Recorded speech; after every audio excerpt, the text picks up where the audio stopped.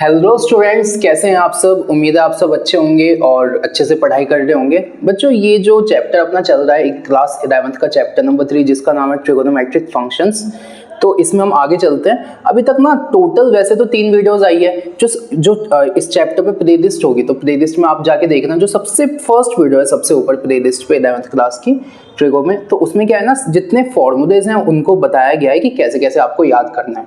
Second video से ये chapter start है और सेकंड वीडियो में जो बताया गया है उसमें ये बताया गया है कि एक्सरसाइज 3.1 का इंट्रोडक्शन, मतलब इस एक्सरसाइज में करना क्या है, क्या कॉन्सेप्ट है, क्या थ्योरी है, कैसे क्वेश्चंस को करना है, क्या अप्रोच है, क्या फॉर्मूले हैं और उनके पीछे का लॉजिक क्या है। ठीक है, फिर उसके बाद जो थर्ड वीडियो है उसमें 5.1 के इंट्रोडक्शन को ही कंटिन्यू किया गया है और उसमें एग्जांपल नंबर 3, 4 एंड 5 करवाए गए हैं। ठीक है, फिर आगे चलते हैं। तो वैसे तो ये आगे की वीडियो है। अब इसमें हम क्या करेंगे, तो इसमें हम एक्सरसाइज 3.1 को सॉल्व करेंगे। ठीक है, तो एक्सरसाइज 3.1 को सॉल्व करते आओ।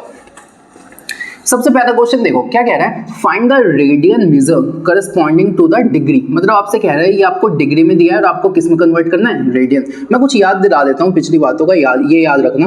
हमने कहा था कि जो 2 पाई रेडियन होता है ना, वो 360 डिग्री के बराबर होता है। तो यहाँ से अगर मैंने इसको और इसको 2 से डिवाइड किया तो मैंने कहा जो पाई रेडियन है वो 180 डिग्री के बराबर है। तो हमें इस वाले कॉन्सेप्ट को याद करना है। अब मैंने कहा देखो मेरे पास डिग्री में दिया है और रेडियन में कन्वर्ट करना है। तो जिसमें दिया हुआ है ना, तो देखो मैंने कहा डिग्री में दिया है और रेडियन में कन्वर्ट करना है, तो मैंने लिखा कि 180 डिग्री में होते हैं पाई रेडियन। तो 1 डिग्री में कितने होंगे, पाई बाय 180 रेडियन। अब मैंने कहा अगर 1 डिग्री में इतने रेडियन है तो 25 में कितने होंगे, तो 25 डिग्री में होंगे 25 इंटू पाई बाय 180। हो गया। अब 5 से करो तो 5 5 से 25 और ये हो गया 36। तो पहले वाले का आंसर आ गया 5 pi by 36, 5 pi by 36 radian. तो बच्चों हमने कहा कि जो 25 डिग्री है ना, अगर मैं उसको रेडियन में लिखना चाहूँ तो लिखूंगा 5 पाई बाय 36 रेडियन। ठीक है, इसे नोट करो।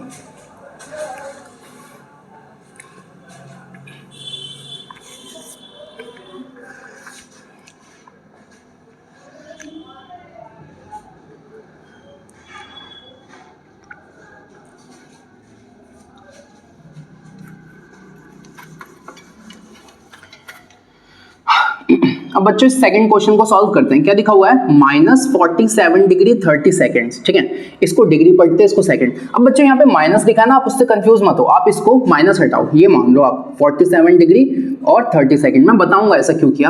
अब मैंने कहा इसको सॉल्व करना है, तो मैंने कहा सबसे पहले ये जो सेकंड्स है ना, इसको भी डिग्री में कन्वर्ट करना होगा, क्योंकि मैंने कहा डिग्री से रेडियन में जा सकता हूँ लेकिन सेकंड से रेडियन में नहीं जा सकता, ऐसा कोई फॉर्मूला है ही नहीं। तो सबसे पहले सेकंड को किस में कन्वर्ट करना है, डिग्री। तो मैंने कहा जो 1 डिग्री है ना उसमें 60 सेकंड होते हैं। ठीक है, तो मैं इसको ऐसे लिखता हूँ 47 डिग्री प्लस 30 सेकंड्स। अब मैंने कहा एक बात बताओ, 1 डिग्री में कितने सेकंड होते हैं, 60। तो मैं यहाँ पे लिखता हूँ 1 डिग्री में कितने सेकंड होते हैं, 60। तो एक बात बताओ, 60 सेकंड में 1 डिग्री, तो 1 सेकंड में 1 बाय 60 डिग्री। सही है। अब अगर 1 सेकंड में 1 बाई 60 डिग्री है तो 30 सेकंड में कितना होगा, 30 इंटू 1 बाई 60, यानी 1 बाई 2 डिग्री। समझ आया। तो ये आपको लिखना है ऐसे। तो मैंने कहा जो 47 डिग्री है ना उसको मैंने ऐसे लिख दिया 30 बाई 60 और एक इसमें कन्वर्ट हो गया degree. 47 degree plus half degree, तो आंसर हो गया 47 1/2 डिग्री। सही है। अब आप इसको सॉल्व करो तो 47 2 ज़ा +1, इसको ऐसे तो करोगे 47 इंटू 2 +1 अपॉन में 2। अब 47 2 ज़ा कितना होगा, तो 40 दूनी 80, 7 दूनी 14, 94 ही हो गया 95/2। तो बच्चों अब ये ना डिग्री में कन्वर्ट हो गया। अब अगर ये एक बार डिग्री में कन्वर्ट हो गया तो अब सीधा हमें रेडियन में कन्वर्ट करना। आप इतना लिखो,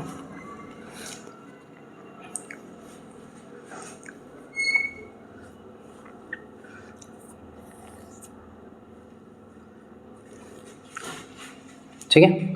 अच्छा यही बता देता हूँ, फिर देखना, इससे आगे देखते हैं। तो मैंने कहा मेरे पास 95/2 डिग्री है, तो मैंने कहा 95/2 डिग्री है और मुझे इसको किस में कन्वर्ट करना है, रेडियन। तो मैंने कहा 95/2 को मैं पाई बाय 180 से मल्टीप्लाई करूंगा। मैं यही तो करूंगा। देखो कैसे किया। तो मैंने कहा कि एक बात बताओ, डिग्री से रेडियन में जाना है ना, तो मैंने कहा 180 डिग्री में पाई रेडियन।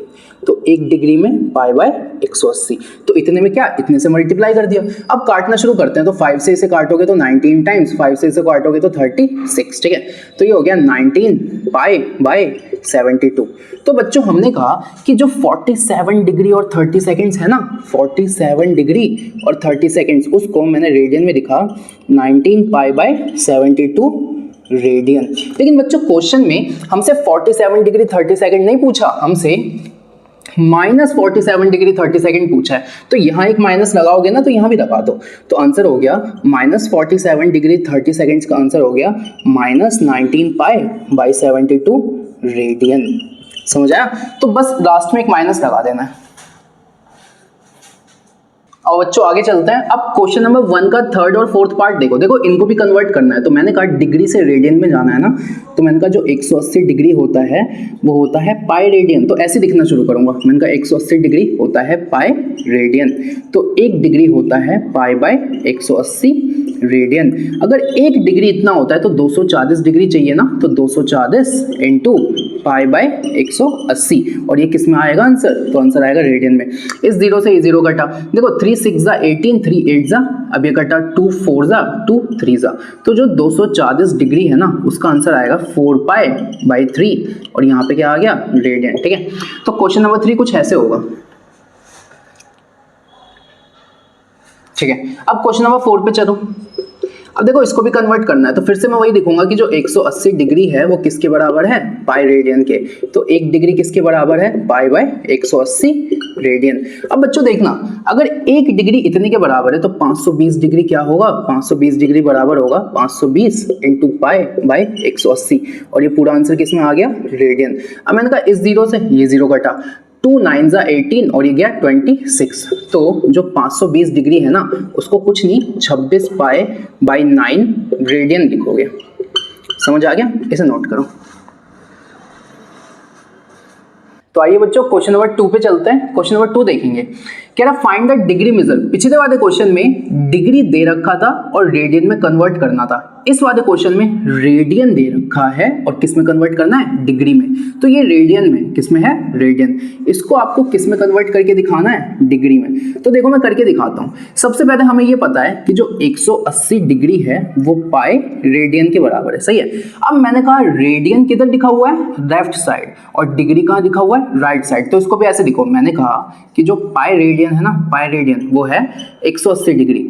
तो 1 रेडियन कितना है, तो आपने कहा 1 रेडियन है 180 बाय पाई डिग्री, ऐसा बोल दिया। अब मैंने कहा अगर 1 रेडियन इतने है तो ये कितना होगा, तो 11/16 रेडियन किसके बराबर होगा, 11/16 इंटू 180 बाय पाई, सही है।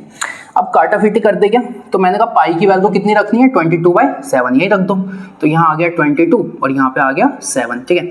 अब 11 1 जा 11 2 जा, इससे ये गया 90, और देखो 2 8 जा 16, ये गया 45।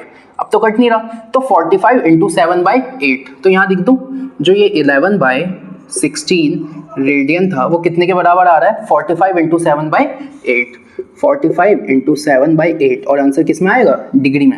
अब इसे सॉल्व करें तो 45 7 जा करो सबसे पहले, क्योंकि अब कट तो रहा नहीं है कुछ। तो मैंने कहा 45 7, तो 7 5 जा 35, 3 7 4 जा 28, और 3 ये हो गया 315। तो 11/16 जो रेडियन है ना वो है 315/8 डिग्री, ठीक है। अब बच्चों एक बात बताओ, क्या आपको लगता है कि यहाँ पे अपना आंसर खत्म हो गया, कि भाई क्या लगता है आंसर हो गया खत्म? तो बच्चों अगर आपने इंट्रोडक्शन की वीडियो देखी है, अगर तुमने इंट्रोडक्शन की वीडियो देखी है तो मैंने बताया था कि इसको ना प्रॉपर सॉल्व करना है, इसको हम ऐसे फ्रैक्शन या पॉइंट में नहीं छोड़ सकते। क्यों? क्योंकि डिग्री होता है, मिनट भी होता है और सेकंड भी होता है। तो मुझे डिग्री में भी दिखाना है, मिनट में भी दिखाना है और सेकंड में। जब आंसर हमें रेडियन में लाना है ना, तब हम फ्रैक्शन पाई सब में छोड़ सकते हैं, लेकिन जब आंसर मुझे डिग्री में लाना है ना, जब आंसर मुझे डिग्री में लाना है तो मुझे फ्रैक्शन में नहीं चाहिए, मुझे एग्जैक्ट आंसर चाहिए। तो एक बार आप यहां तक नोट करो, फिर कराता हूं।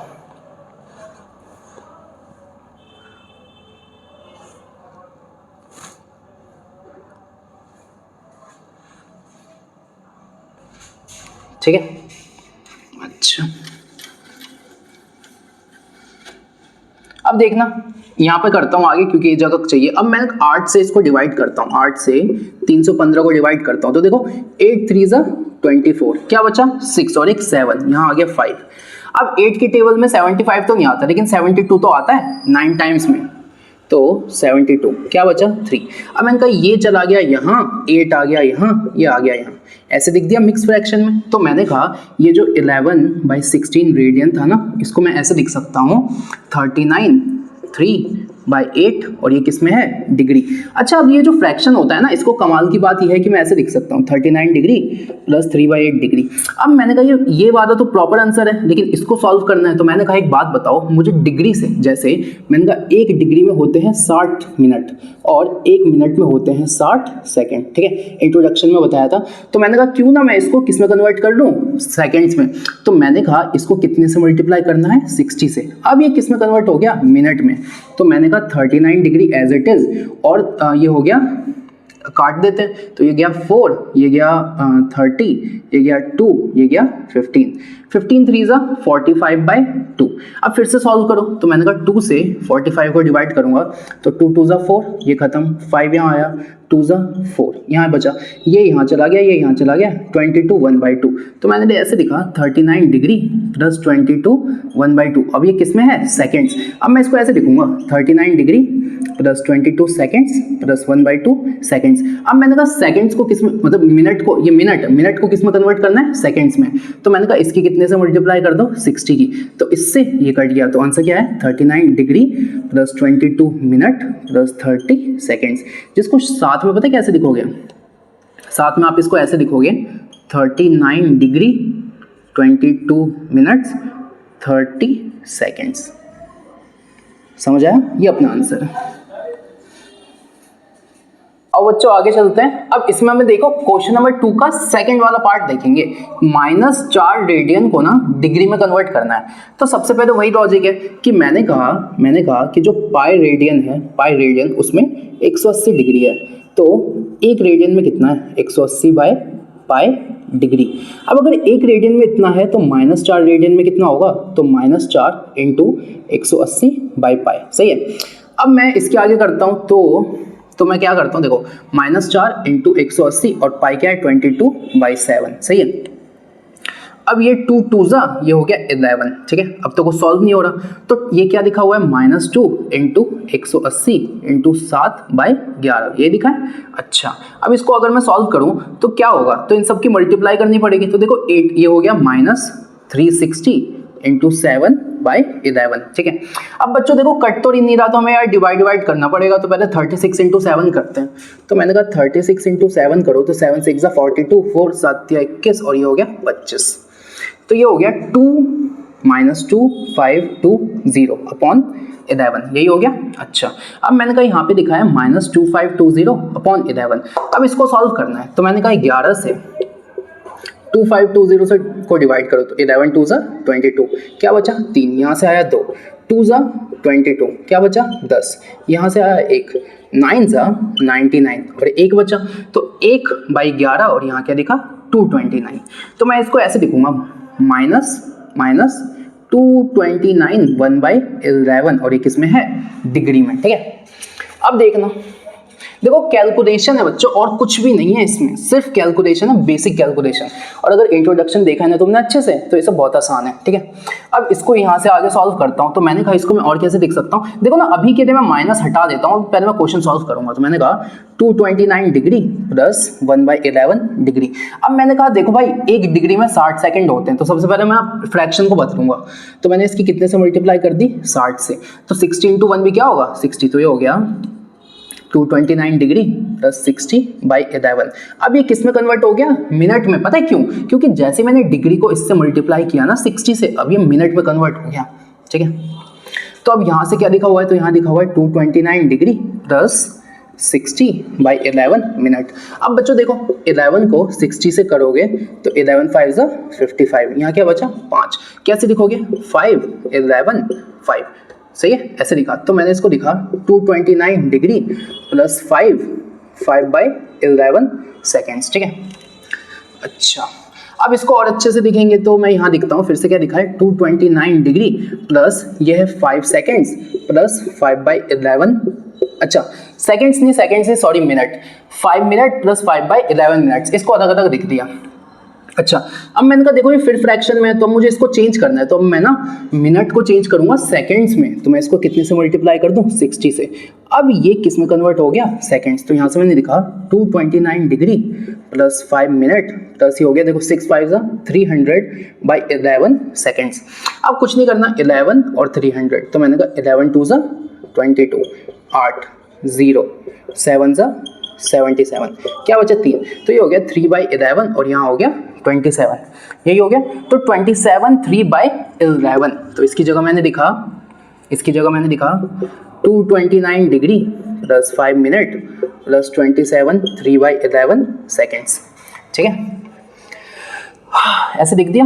अब देखो ना, सबसे पहले अब देखो यार सेकंड से छोटा तो कुछ नहीं होता, तो इसको काटना पड़ेगा, तो मैंने कहा जब 11 को मैंने 3 से काटना चाहा ना, तो मैंने कहा 0.2 कितना आ रहा है, ऑलमोस्ट 0.2, तो मैंने ऐसे लिखा 229 degree plus 5 minutes plus 5 minute plus 27.2 seconds. देखो ये 3/11 था, तो इसको मैंने फ्रैक्शन में जब मैंने काटा तो 0.2 आ रहा है, ठीक है, तो आंसर हो गया। अब इनको साथ में लिख दो, 229 डिग्री फिर क्या है 5 मिनट फिर 27.2 सेकेंड्स, ठीक है। अब जब बच्चों आप अपनी बुक का आंसर देखोगे ना, तो इसकी जगह 29 लिखा होगा, ठीक है। तो सुनना, जितने भी आंसर्स आते हैं ना जब हम डिग्री कैलकुलेट करते हैं, almost all of them are approximate answers, ठीक है। तो बच्चों करीब करीब 229 डिग्री 5 मिनट्स और ये 27.2 को ना करीब करीब मैं 29 में लिख सकता हूँ, ठीक है, लिख सकते हैं। तो ये हो गया 29 सेकेंड्स। तो क्योंकि मुझे एनसीईआरटी से अपना आंसर मैच कराना था, तो मैंने ऐसे दिखा दिया, लेकिन एग्जैक्ट आंसर यही है अपना, ठीक है, समझ गए। तो ये वाला क्वेश्चन था। तो आओ बच्चों और आगे चलते हैं। अब क्वेश्चन नंबर 2 का 3rd एंड 4th पार्ट देखेंगे। देखो इसमें भी क्या करना है, रेडियन से डिग्री में कन्वर्ट करना है। तो आपको पता है बच्चों कि जो पाई रेडियन होता है वो 180 डिग्री होता है। तो फिर से यहाँ दिखता हूँ, जो पाई रेडियन होता है वो 180 डिग्री होता है। तो मैंने कहा जो 1 रेडियन होगा वो होगा 180 बाई पाई डिग्री। अब अगर 1 रेडियन इतना होगा तो इतने रेडियन, तो मैंने कहा 5 पाई बाई 3 रेडियन को जब मैं डिग्री में कन्वर्ट करूंगा, पता है क्या करूंगा, 5 पाई बाई 3 को ना मैं इससे मल्टीप्लाई कर दूंगा 180 बाई पाई, इससे ये कटा, इससे ये क्या 6 5 30, तो आंसर क्या आ गया 300 डिग्री। तो मैंने कहा कि जो 5 पाई बाई 3 रेडियन है ना, 5 पाई बाई 3 रेडियन वो असल में 300 डिग्री के बराबर है। अब बच्चों एक बात सुनना, ध्यान से सुनना। देखो ऐसा होता है कि इससे पहले के जो 2 क्वेश्चंस थे ना वो थोड़े से टफ थे, क्यों, क्योंकि उनमें कैलकुलेशन थी, है ना। लेकिन ये वाला क्वेश्चन देखो कितना इजी है। अब अगर आप लोगों में से कुछ बच्चे क्या होंगे कि उन्हीं क्वेश्चंस को देख के वो वीडियो छोड़ के चले गए होंगे, या फिर उन्हीं क्वेश्चन को देख के जब उन्होंने बुक में देखा होगा यार ये वाला क्वेश्चन तो डिफिकल्ट है, नहीं होगा, और सोचो एग्जाम में एग्जामिनर ये वाला क्वेश्चन दे दे, ये वाला या ये वाला, तो देखो ना यार 1 9 का सॉल्यूशन है, समझ रहे हो। तो ऐसा नहीं हर बार टफ भी आते हैं, देखो टफ भी सीखना है, इजी भी सीखना है। मैथ्स बहुत अच्छा सब्जेक्ट है, लेकिन वो तब अच्छा है जब समझ आए, और अगर ना समझ आए तो मैथ्स ही वो सब्जेक्ट है जो रेड डूबता है। ये हमारी टीचर ने कही थी जब मैं 11th में था, ठीक है। तो कोई बात नहीं, अच्छे से पढ़ना है, और जैसे जैसे बता रहा हूँ वैसे वैसा पढ़ते जाओ, बाकी मेरे पे छोड़ दो। चल अब ये वाले क्वेश्चन को आप नोट करो,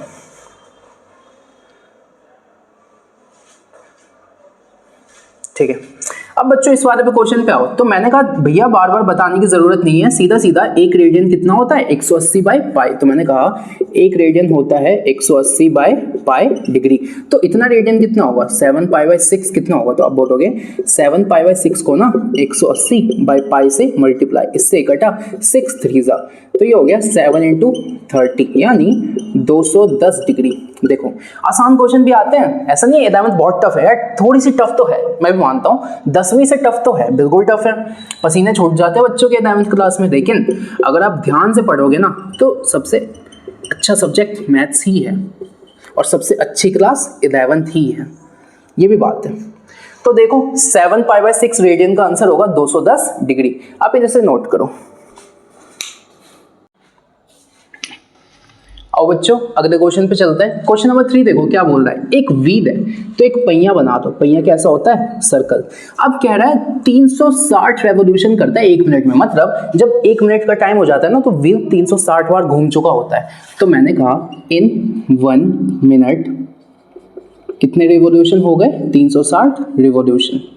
अच्छा, अब मुझे एक बात का जवाब देना, क्वेश्चन में कह रहा है, आगे छोड़ो, ये बताओ सबसे पहले, मैंने कहा अगर मैं एक रेवोल्यूशन की बात करूं, एक रेवोल्यूशन का मतलब है एक बार घूम जाना, तो मैंने कहा जब एक बार घूम जाता है तो कितने एंगल कवर करेगा? तो आप बोलोगे भैया 2 पाई रेडियन करेगा, मैं बताया हुआ है ना। तो मैंने कहा एक रेवोल्यूशन में कितना कवर करेगा? तो आप बोलोगे 2 पाई रेडियन।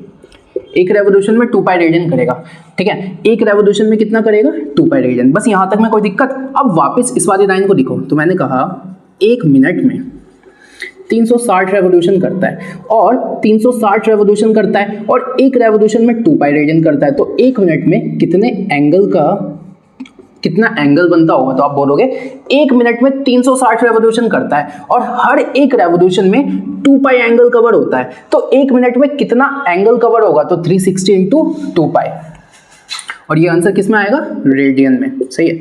अब जरा ध्यान से देखो, एक मिनट को क्या मैं 60 सेकेंड्स लिख सकता हूं? तो मैंने कहा 60 सेकेंड्स में 360 इंटू 2 पाई रेडियन कवर होते हैं, इतने कवर होते हैं। तो मैंने कहा जब 60 सेकेंड्स में इतने रेडियन कवर होते हैं तो एक सेकेंड में कितने होंगे? तो 60 को नीचे ले जाओ, 360 इंटू 2 पाई अपॉन में 60, और आंसर किस में आएगा? रेडियन।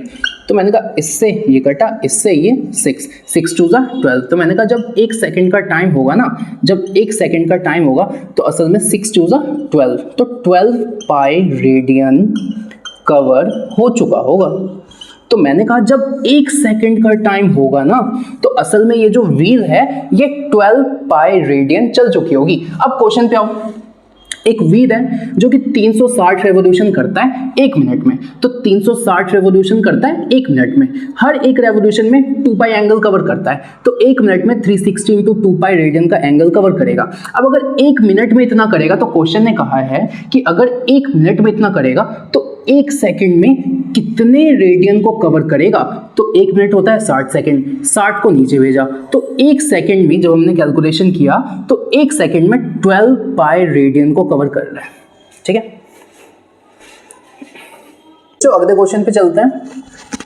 अब हम देखेंगे क्वेश्चन नंबर 4। क्वेश्चन नंबर 4 में क्या बोला है, देखो ध्यान से, कह रहा है कि find the degree measure of the angle subtended at the centre of a circle. यार इतनी सारी इंग्लिश पढ़ी है, कुछ समझ तो नहीं आया, लेकिन नहीं समझ आया, सर्कल की बात हो रही है, तो एक सर्कल बना लो। ठीक है, अब कह रहा है कि एक सर्कल है जिसका रेडियस है 100 सेंटीमीटर, तो ये बना लो। तो मैंने कहा एक सर्कल है जिसका जो रेडियस है वो कितना है? 100 सेंटीमीटर, बना दिया। अब मैंने कहा एक सर्कल है जिसका रेडियस है 100 और आर्क है, आर्क जिसकी लेंथ है 22। तो मैंने कहा मान लो ये कोई आर्क है ये, तो मैंने कहा इसकी जो लेंथ है वो कितनी है?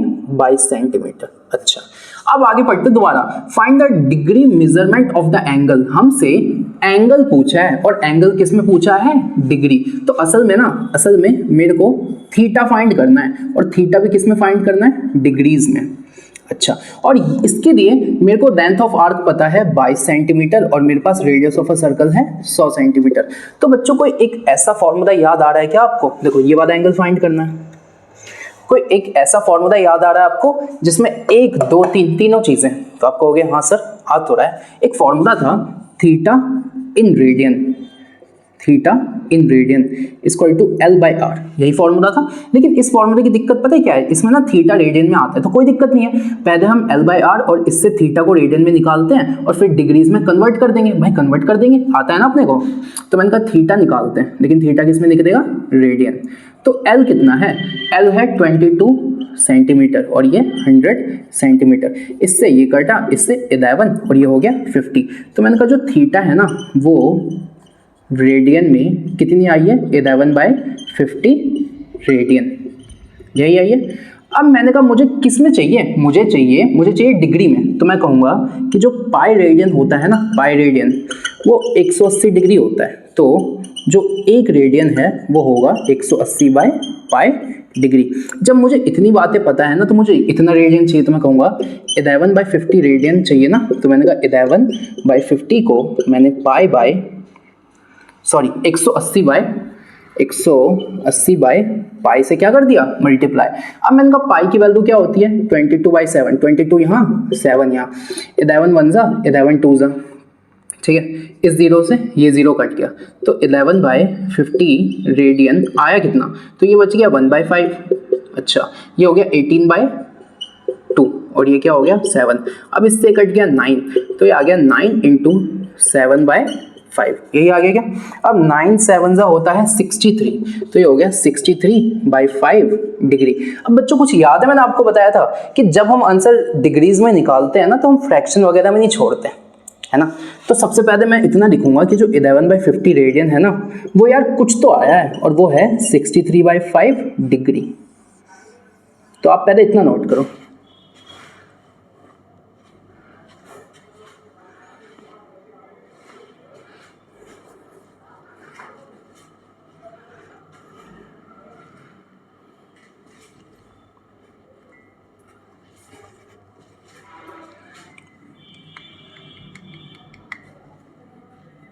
ठीक है, तो मैंने कहा देखो 11/50 रेडियन को किस में कन्वर्ट करना था। अच्छा, 11/50 रेडियन कितना है 63/5 डिग्री। अब मैंने कहा मुझे ना फ्रैक्शन में नहीं चाहिए, तो मुझे आंसर चाहिए, तो मैंने कहा क्यों ना मैं डिवाइड कर दूं। तो 5 से जब मैंने 63 को किया ना, तो 5 1 5, 1 बचा, यहाँ से आ गया 3 13, 5 2 10, यहाँ बचा 3।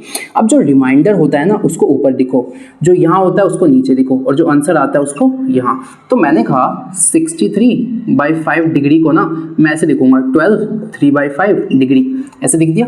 अच्छा, अब मैं कहूँगा इस 12 3/5 डिग्री को मैं ऐसे लिखूंगा 12 डिग्री प्लस 3/5 डिग्री। अब मैंने कहा एक बात बताओ, क्योंकि यहाँ फिर फ्रैक्शन में आ गया, तो मैं इस डिग्री को किस में कन्वर्ट करूंगा, मिनट में। तो मैंने कहा 1 डिग्री के अंदर 60 मिनट होते हैं, तो इतने डिग्री के अंदर कितने होंगे, इसको कितने से मल्टीप्लाई कर दूं, 60 से। जैसे मैंने 60 से मल्टीप्लाई किया, अब ये किस यूनिट में आ गई, मिनट में। तो मैंने लिखा 12 डिग्री प्लस 3/5 × 60, 5 1 5 12, 12 3 36, ये हो गया 12 डिग्री प्लस 36 मिनट। तो आंसर हो गया 12 डिग्री और 36 मिनट। समझ आया। मैं दोबारा बताता हूँ क्वेश्चन को करना कैसे था। तो क्वेश्चन में L पता था, R पता था, हमने थीटा निकाल दिया, लेकिन जो थीटा निकाला ना वो रेडियन में था, लेकिन आंसर में पूछा है थीटा में डिग्री में चाहिए। तो सबसे पहले L R और थीटा से हमने थीटा निकाला और आंसर आ गया रेडियन में। फिर हमने कहा कि रेडियन से डिग्री में कन्वर्ट करना तो आता है, तो हमने इस आंसर को डिग्रीज में कन्वर्ट कर दिया। क्यों? क्योंकि आंसर जो एंगल मांग रहा था वो डिग्री में मांग रहा था। अब बच्चों अगले क्वेश्चन पे चलते हैं, और अगला क्वेश्चन देखना, क्वेश्चन नंबर 5। तो देखो स्टूडेंट्स, इसको कैसे करेंगे। सबसे पहले क्या है, एक सर्कल है जिसका कोई डायमीटर है। तो सबसे पहले ना फिगर बनाना चाहिए। हमने एक सर्कल बनाया, ठीक है। अब सर्कल का डायमीटर कितना दे रखा है, डायमीटर दे रखा है 40 सेंटीमीटर। तो बताओ रेडियस कितना होगा, डायमीटर का आधा, यानी रेडियस होगा 20 सेंटीमीटर। तो मैं ऐसा करता हूँ, एक रेडियस बना देता हूँ। तो ये रेडियस हो गया अपना 20 सेंटीमीटर, सही है। अब आगे चलते हैं। अब कह रहा है length of the chord is 20। मतलब बच्चों कॉर्ड क्या होता है, जैसे एक सर्कल है ना, सर्कल, तो मैंने कहा सर्कल की किन्हीं 2 पॉइंट्स पे टच करने वाली एक लाइन को कॉर्ड बोलता हूँ, ठीक है। अच्छा, लेकिन ये बाहर नहीं जानी चाहिए, इतनी रहनी चाहिए, बाहर नहीं जानी चाहिए। अच्छा, तो अब मैंने कहा एक कॉर्ड बना दो, तो मैंने कहा एक कॉर्ड बना देता हूँ, यहाँ बना देता हूँ। ये कॉर्ड है, और इस कॉर्ड की लेंथ कितनी है, तो इसकी लेंथ है 20 सेंटीमीटर, ठीक है। अच्छा, अब कह रहा है find the length of minor arc. बच्चों देखो एक सर्कल है ना, तो जैसे ये कॉर्ड बनी है, तो मैं कहता हूँ यहाँ से देखिए यहाँ तक ये बड़ी वाली आर्क है ना, तो इसको मैं बोलूँगा मेजर आर्क, और ये छोटी वाली आर्क है ना, तो इसको मैं बोलूँगा माइनर आर्क। तो आपसे ना ये वाली पूछी है, ये वाली, ठीक है। तो आपसे ये वाली पूछी है, ये इसकी लेंथ क्या है, इसकी लेंथ क्या है, ये पूछा है। तो बच्चों एक बात बताओ, ये यहाँ से यहाँ तक रेडियस है, यहाँ से यहाँ तक भी क्या होगा, रेडियस। अच्छा, अब मैंने कहा जरा इस ट्राइंगल को ध्यान से देखो, जरा इस ट्राइंगल को ध्यान से देखो। बच्चों मैं कहता हूँ इस ट्राइंगल, हमें ना क्वेश्चन में ये सब क्यों दिया है, तो आप बोलो भैया अगर मैं इस ट्राइंगल को ध्यान से देखूँ ना, तो मैं कहूँगा इसकी जो तीनों साइड है वो 20 है। कैसे? मैंने कहा ये वाली रेडियस है और ये वाली रेडियस, और रेडियस 20 है और कॉर्ड भी 20 है। तो मैंने कहा ये एक इक्विलेटरल ट्राइंगल बन गया। क्या? Equilateral triangle. और इक्विलेटरल ट्राइंगल की हर एक एंगल कितना होता है, 60। तो मैंने कहा मुझे बताओ ये जो सेंटर वाला एंगल होगा ये भी कितना हो गया, 60। तो मैंने कहा ये जो सेंट्रल एंगल आ गया ना मेरे पास, सेंट्रल एंगल थीटा वो आ गया 60 डिग्री। सही है। अब मैंने कहा 60 डिग्री और अगर मैं रेडियन में लिखना चाहूँ तो ये होगा π/3 रेडियन। अभी तक तो आप इतनी प्रैक्टिस कर चुके होगे, ठीक है, नहीं तो कर लेना। अब मैंने कहा देखो ये बीच वाला एंगल मिल गया। अब अगली चीज, मुझे इस बीच वाला एंगल का काम क्या था, तो इस फिगर को अच्छे से बनाता हूँ ताकि समझ पाओ। मैंने कहा ये सर्कल है, ये सेंटर है, ये रेडियस है, ये रेडियस है, ये आपकी कॉर्ड है। अब मैंने कहा अगर मुझे ये वाला एंगल पता चल गया ना, तो एक बात बताओ ना, ये एंगल कैसे काम करेगा? ये एंगल काम करेगा थीटा की तरह। ये क्या वैल्यू है? ये है लेंथ, और ये क्या है? आर। मैंने कहा थीटा, एल और आर, इन तीनों से मुझे एक फॉर्मूला नहीं याद आ रहा, ये वाला। तो मैंने कहा क्योंकि मुझे L चाहिए, तो L लाने के लिए कम से कम पहले मुझे R और थीटा तो पता होना चाहिए ना। R तो पता था, थीटा नहीं पता था, तो थीटा हमने निकाला, समझे। अब करेंगे क्वेश्चन। तो मुझे चाहिए L, तो मैंने लगाया थीटा इन रेडियन, क्योंकि ये रेडियन में लगता है, L/R। अब मैंने कहा थीटा कितना है, तो हमने कितना निकाला है, π/3। L वही तो पूछा है, R कितना है, 20। अब बच्चों इसको सॉल्व करोगे तो ये हो जाएगा pi into 20 equal to 3 into l. तो एल की वैल्यू हो गई 20π/3, 20π/3। अब मैं बोलूंगा एल का यूनिट क्या होगा, तो एल का वही यूनिट होगा जो आर का यूनिट होगा। तो आर की यूनिट क्या है, सेंटीमीटर, तो एल की यूनिट भी क्या हो गई, सेंटीमीटर। तो मैंने कहा जो length of minor arc, length of minor arc वो कितना है, वो है 20π/3 सेंटीमीटर, 20π/3 सेंटीमीटर। समझ आया? तो बच्चों अगले क्वेश्चन पे चलते हैं। क्वेश्चन नंबर 6 देखेंगे। क्वेश्चन नंबर 6 देखो, कह रहे इफ इन 2 सर्कल्स, तो 2 सर्कल बना दो सबसे पहले। तो ये है, यहाँ बना दो, ये है पहला सर्कल, पहला सर्कल, और ये क्या है, दूसरा सर्कल, ठीक है। अच्छा, अब मैंने कहा ये जो 2 सर्कल है ना, इनमें जो आर्क है ना वो सेम लेंथ की। अच्छा छोड़ो उसे, पहले का एंगल है 60, दूसरे का है 75। तो मैंने कहा पहले का जो एंगल है वो कितना है, 60 डिग्री, और जो दूसरे का एंगल है वो कितना है, 75 डिग्री, ठीक है। अब कह रहा है बच्चों एक बात बताओ, एक बात बताओ, इसके रेडियस को मैंने कहा R1, that radius of first circle, इसको मैंने कहा R1, ठीक है। और इसको बोलूंगा that radius of second circle, इसको मैंने बोला, इसके रेडियस को बोला R2। तो आपसे बोला है ना, देखो इसका रेडियस है R1, इसका रेडियस है R2, ये 60 का एंगल बना रहा है, ये 75 का एंगल बना रहा है। तो जब ये एंगल बना रहा है तो इसने कुछ आर्क बनाया होगा L लेंथ का, जब ये एंगल बना रहा है तो इसने कुछ आर्क बनाया होगा L लेंथ का।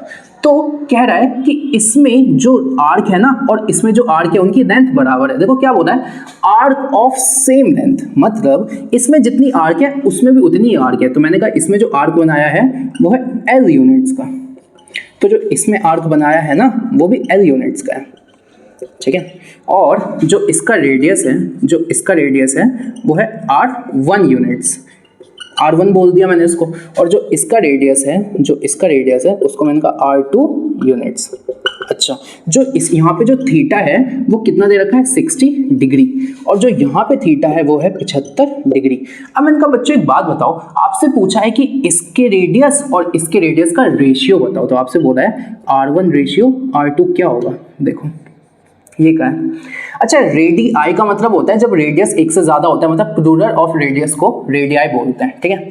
तो कह रहा है ये पूछा है, तो यार आपको R1 चाहिए और R2 चाहिए, तो सबसे पहले फॉर्मूला लगाओ। तो मैंने कहा कि यार फॉर्मूला तभी तो लगाऊंगा अगर मैं, भैया अगर इस वाले फॉर्मूले की बात कर रहे हो तो ये मैं तभी तो लगाऊंगा जब मेरे पास थीटा रेडियन में होगा, लेकिन अभी किस में है मेरे पास, डिग्री में। तो सबसे पहले मैं इसे रेडियन में कन्वर्ट करता हूँ।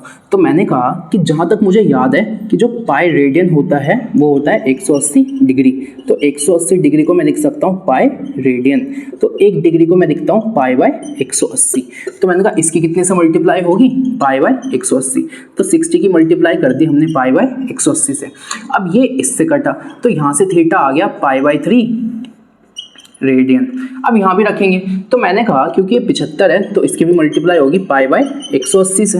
अच्छा, अब मैंने कहा 5 से कटेगा तो ये जाएगा 15 बार में, ये जाएगा 36, 3 5 ये हो गया 12, तो ये आ गया 5π/12 रेडियन। एक बार आप यहाँ तक नोट करो।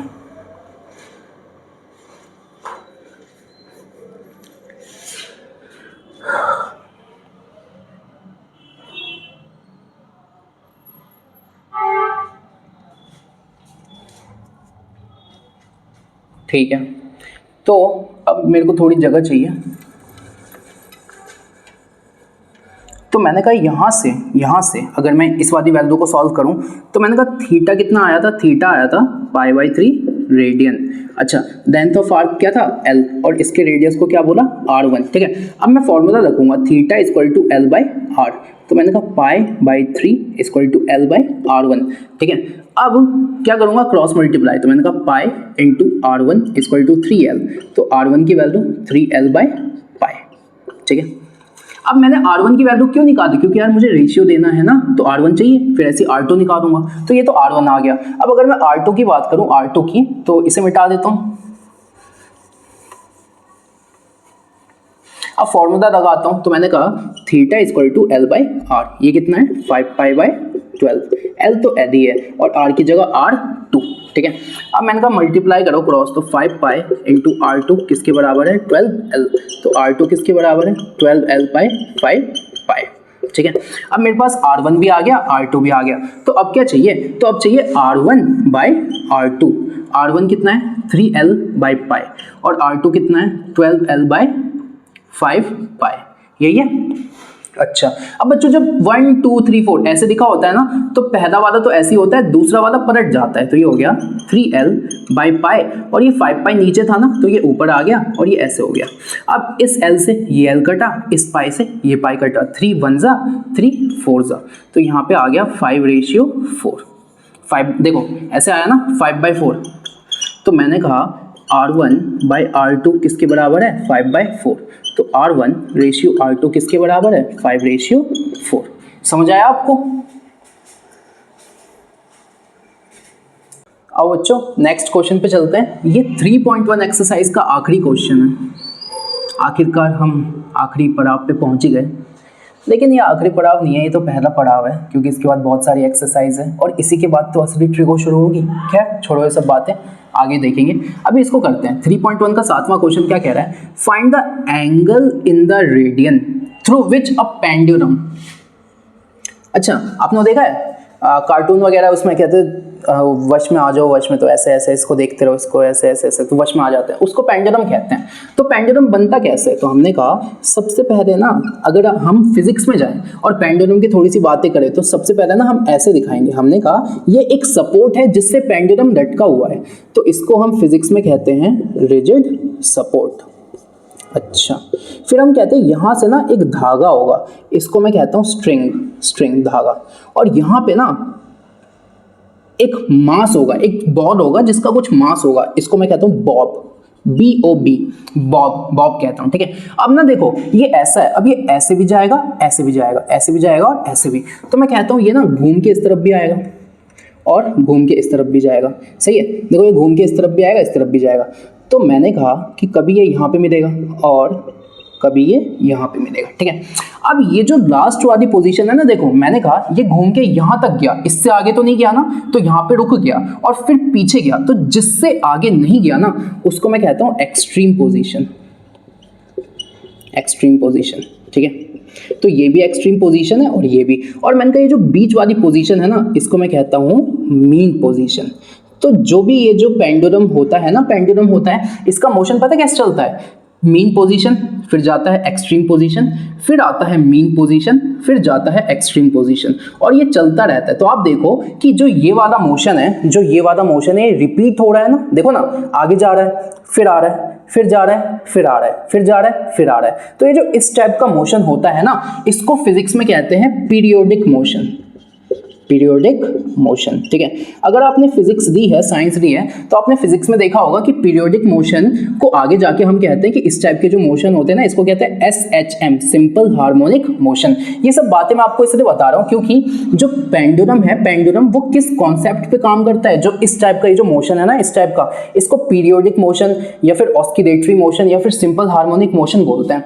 ठीक है, लेकिन अगर आपके पास फिजिक्स नहीं है, आप कॉमर्स के हो, तो कोई दिक्कत नहीं है बच्चों, बस आप ये समझो कि ये होता है एक पेंडुलम और वो ऐसे ऐसे चलता है। ठीक है, ये तो मैं ऐसे ही बता रहा था, छोड़ो। तो इतनी बातें समझ गए हम कि एक पेंडुलम होता है और वो ऐसे ऐसे जाता है। अब बच्चों मैथ्स पे आ जाते हैं वापस। तो मैंने कहा एक बात बताओ, अगर एक पेंडुलम है वो ऐसे ऐसे ऐसे ऐसे जा रहा है, तो अगर मैं इसको ढंग से बना दूं, तो अगर मैं एक सर्कल कंप्लीट करूं, इमेजिन करो ये एक सर्कल है, तो ये जो है ये एक लेंथ ऑफ आर्क नहीं है, ये क्या है, लेंथ ऑफ आर्क। सोचो, मैंने कहा कि ये ऐसे ऐसे मूव कर रहा है, तो आपने वो बच्चे देखे ऐसे ऐसे ऐसे ऐसे घुमाते रहते हैं, तो मैंने कहा वो क्या करते हैं, वो देखो ना, वो इसी का सर्कल बना देते हैं, वो इसी का क्या बना देते हैं, सर्कल। तो मैंने कहा अगर ये पूरा एक सर्कल होता तो ये एक आर्क होता ना, ये एक आर्क होता। तो कह रहा है find the angle in the radian. अब आपसे कह रहा है कि जो ये जो आर्क है ना, इसका ये वाला एंगल बताओ, ये वाला। तो आपसे पूछा थीटा, और वो भी किस में पूछा है, रेडियन में, ठीक है। थीटा किस में पूछा है, रेडियन में। अब कह रहा है कि जो पेंडुलम है ना, उसकी जो लेंथ है वो कितनी दे रखी है, 75 सेंटीमीटर। अब बच्चों पेंडुलम की लेंथ क्या होगी, तो ये वाली लेंथ होगी, ये वाली। अब एक बात बताओ, ऐसी ये वाली लेंथ है, तो मैंने कहा जरा ध्यान से देखो, अगर ये सर्कल होता तो ये उसका रेडियस ही तो है, तो असल में ये जो लेंथ है ना, ये कुछ नहीं है यार, ये ना रेडियस है, और ये कितनी दे रखी है, 75 सेंटीमीटर, ठीक है। अब कह रहा है ना कि थीटा बताना है आपको, इसकी रेडियस दे दी हमने। अच्छा, तीसरी चीज, ये जो लेंथ ऑफ आर्क है ना, ये चेंज होगी। पहले वाले केस के लिए जो लेंथ ऑफ आर्क होगी वो कितनी बनेगी, 10 सेंटीमीटर। तो पहले वाले केस के लिए L हो गया आपका 10 सेंटीमीटर, R तो यार 75 ही रहेगा, है ना।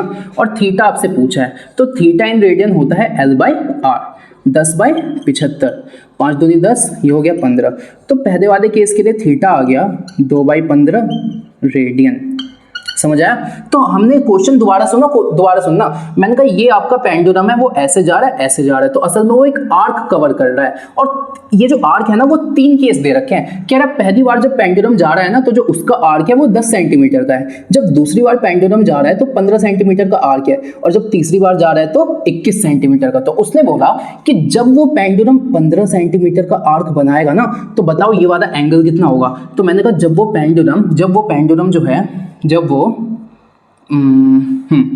पेंडुलम 15 सेंटीमीटर का आर्क बनाएगा, मतलब 10 सेंटीमीटर का, तो L की वैल्यू हो गई 10, रेडियस है 75, और थीटा हमसे पूछा है, तो ऐसे करेंगे, इसे नोट करो।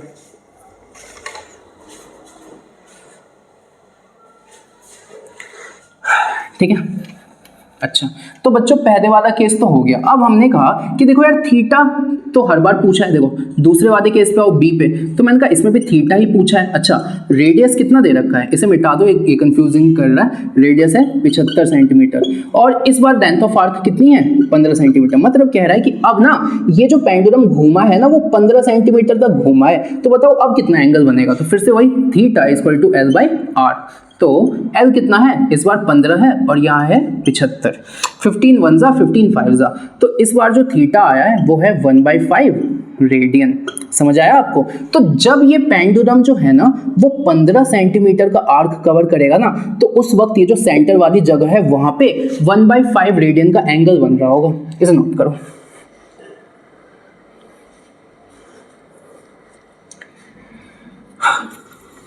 ठीक है।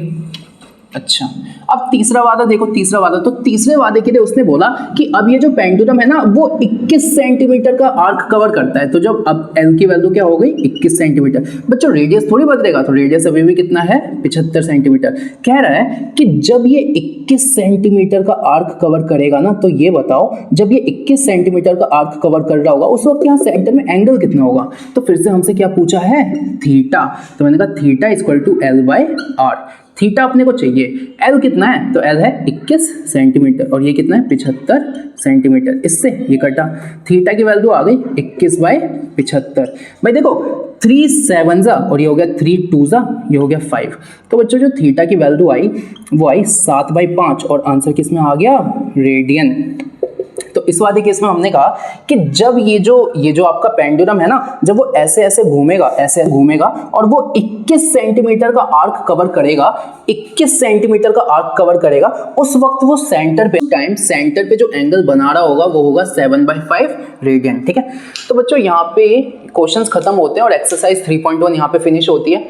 मैं मानता हूँ कि हो सकता है कि सब कुछ आपको समझ नहीं आया हो, लेकिन मैं ये भी मानता हूँ कि सब कुछ आपको समझ आ सकता है और आप लायक हो कि आपको सब कुछ समझ आ जाए।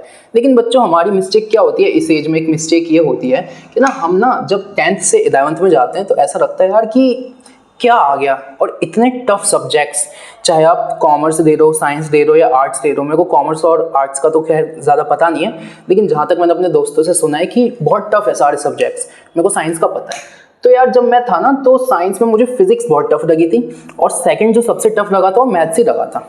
केमिस्ट्री और बायो तो आसान लगी थी मुझे। तो ये जो चैप्टर है खासकर ट्रिगोनोमेट्री, इसको समझने में दिक्कत पता है कहाँ आती है कि एक तो हमारी जो कैलकुलेशन है उसमें स्पीड नहीं है, दूसरी दिक्कत ये आती है कि जब हम इन क्वेश्चंस को करते हैं ना तो हम इमेजिन नहीं कर पाते कि क्वेश्चंस को करना क्या है। तो बच्चों मैथ्स की ना यही ब्यूटी है, क्या है कि अगर आप मैथ्स को ध्यान से समझोगे ना तो अगर आप फिगर बनाना सीख गए, फिगर बनाने के बाद फिगर को देख के आपको ये आइडिया लग जाएगा कि मुझे क्या गिवन है और मुझसे क्या पूछा है। फिर हमारा दिमाग जाना चाहिए कि जो गिवन है और जो पूछा है क्या उनसे रिलेटेड कोई फॉर्मूला है मेरे पास, वो फॉर्मूला रखूंगा। थर्ड स्टेप मेरे दिमाग में जाना चाहिए कि जब मैं फॉर्मूला रखता हूं तो मेरे को ना यूनिट्स का ध्यान रखना है। ऐसा नहीं है कि 1 किलोमीटर में है 1 मीटर में, नहीं, यूनिट सेम होनी चाहिए। चौथा कि जब मैं ये सब रख दूं और मैं कैलकुलेशन कर रहा हूं ना तब मेरी मिस्टेक कम से कम होनी चाहिए। ठीक है, तो बच्चों इसी गाइडेंस के साथ इस वीडियो को मैं खत्म करता हूं। नेक्स्ट वीडियो जो होगी उसमें 3.2 का इंट्रोडक्शन लेके आऊंगा, 3.2 का इंट्रोडक्शन, और 3.2 से ना ट्रिगोनोमेट्री बहुत अच्छी हो जाएगी। ठीक है, और बहुत इंटरेस्टिंग हो जाएगी। तो आप बने रहिए और तब तक के लिए इसको देखते रहिए। ठीक है, तो तब तक के लिए पढ़ाई करते रहिए। All the very best. मिलते हैं फिर अगली वीडियो में।